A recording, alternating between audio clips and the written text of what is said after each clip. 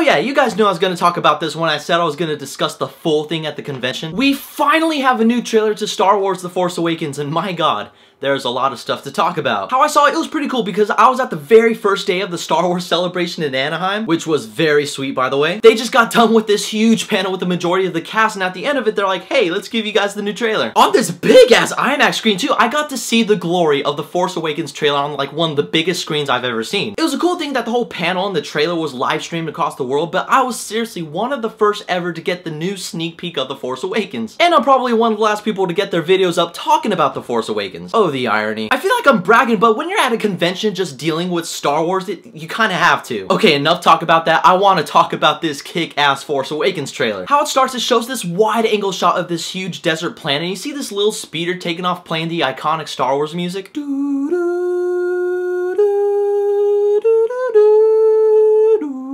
You see this huge Star Destroyer and this X-Wing just broken down, and it gave us that feeling that these ships are gonna be horrifyingly vast in this movie. Now, a lot of people are gonna say, oh, that desert planet's Tatooine. It's not. I'm here to confirm that that desert planet is by the name of Jakku. The last time we ever saw the Empire alive was above Endor, so this Jakku planet, it has to be nearby Endor. I mean, there's no way it would be on Tatooine now. And I thought it was a brilliant shot of that Star Destroyer and that X-Wing in that same scene. I'm like, holy shit. And you hear this voiceover say, the Force is strong in my family. And right there, I was like, that's Luke Skywalker repeating the same line from Return of the Jedi. My father has it. I have it.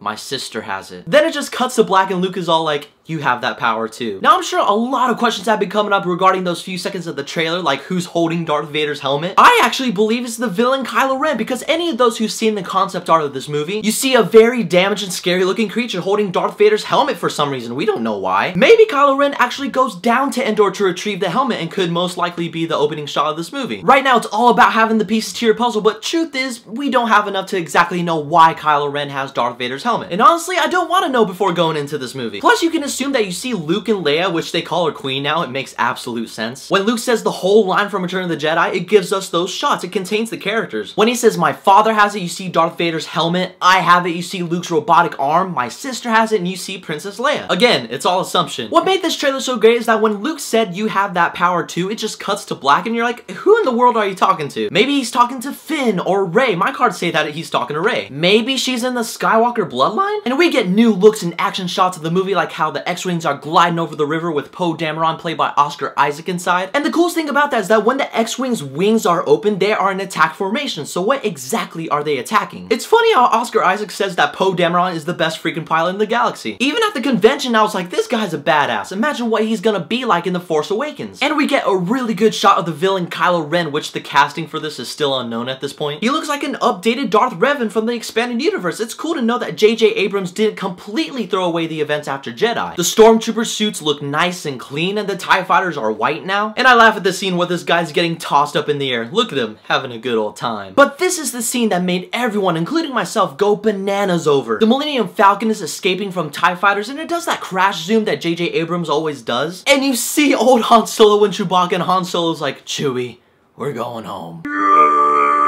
Sorry guys, won't happen again. All of this wrapped into one trailer, and I can argue that this is one of the greatest, if not the greatest trailer ever made. All the special effects and these new characters popping up, you still have no idea what the story is about. And like I said, I don't want to know before going into this movie. Imagine this is the last trailer they ever put out for The Force Awakens. Hey, that's fine by me. So many questions popping up. Now that is how you do a trailer. Now, have you guys seen the new Star Wars Force Awakens trailer? What did you think about it? Whatever your thoughts are, leave a comment below. And as always, there's a link for my Twitter and my Facebook in the description as well. Keep in contact with me. Don't forget to hit that subscribe button. But in the meantime, I have to get going. And may the Force be with you.